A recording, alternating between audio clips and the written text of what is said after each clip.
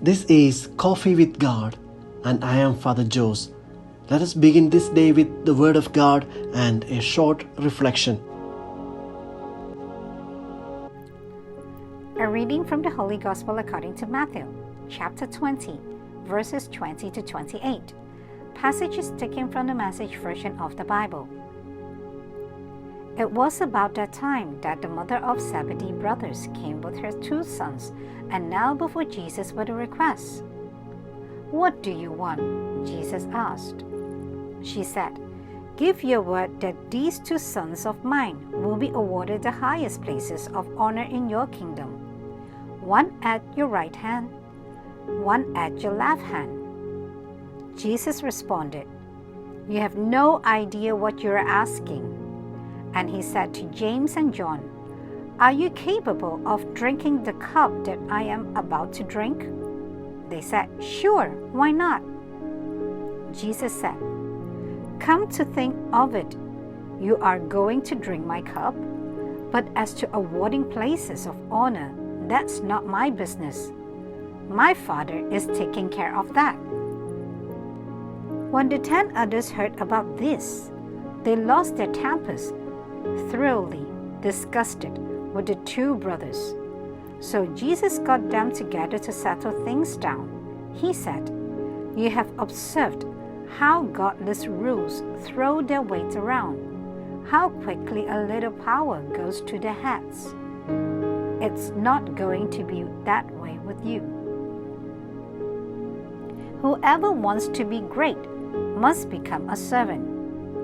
Whoever wants to be first among you must be your slave. That is what the Son of Man has done. He came to serve, not be served, and then to give away his life in exchange for the many who held hostage." The Gospel of the Lord.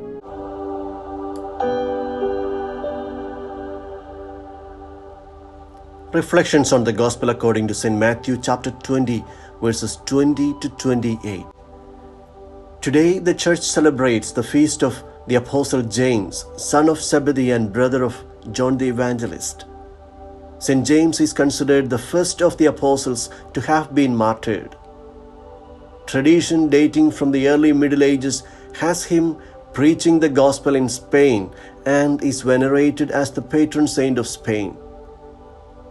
He was beheaded in the year 44 by Herod Agrippa, the grandson of King Herod.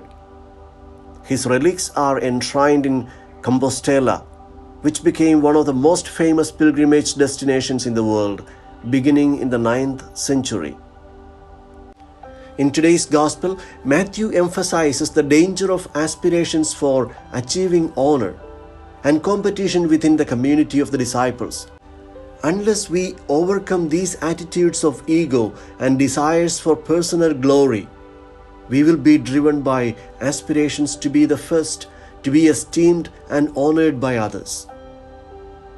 Indeed, today's management trainers and motivational speakers would insist their audience to develop these killer instincts to be successful and influential in today's world. We seem to have an unquenchable thirst for recognition and fame, power and authority to rule over our own lives as we please, as well as the lives of others. But the value of the gospel that Jesus introduces are contrary to the values of the world. It is no more about domination over the rest, but being in service of one another is all that matters in the world of Jesus.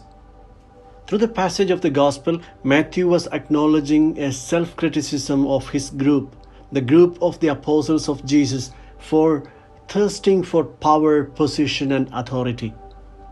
In Mark's Gospel, the sons of Zebedee, James and John themselves approach and ask Jesus for the favor of the top recognition, the distinction of being first and the most important in position next to Jesus.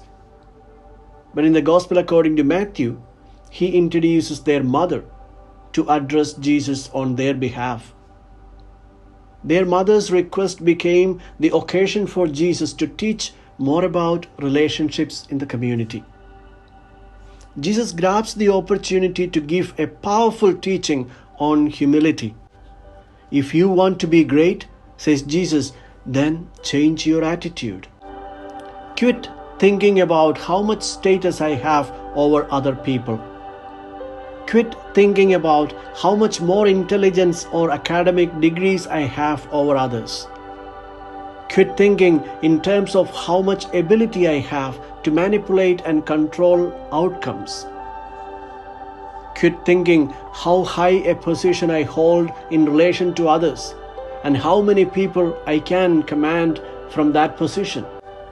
It doesn't matter how long I have been a member of the church or even how better I could lead the community than the men in current leadership.